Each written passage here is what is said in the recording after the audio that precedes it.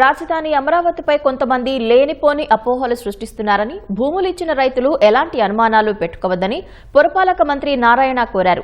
విదేశాల నుంచి smart industries రావాలంటే అంతర్జాతీయ స్థాయి విమానాశ్రయం ఉండాలన్నారు. అయితే అమరావతి ఎయిర్పోర్టు కోసం భూములు సేకరించాలా, సమీకరించాలా అనేది ఇంకా నిర్ణయం తీసుకోలేదని నారాయణ పునరుద్ఘాటించారు.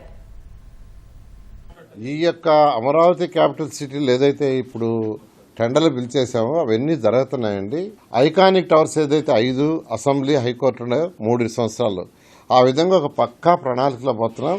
ఇవన్నీ రెడీ అయ్యే లోపల ప్యారలల్గా స్మార్ట్ ఇండస్ట్రీస్ రావాలి, ఒక మంచి ఎయిర్పోర్ట్ రావాలి.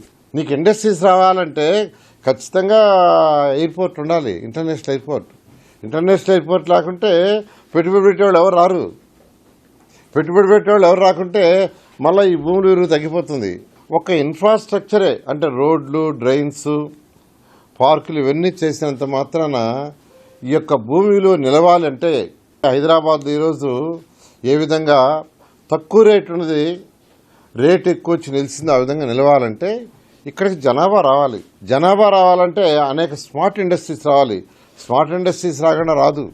వీటిని దృష్టిలో పెట్టుకుని ముఖ్యమంత్రి గారు చేస్తున్నారు. కాబట్టి రైతు సోదరులు మీరెవ్వరు కూడా ఎటువంటి అపోహలు వద్దు.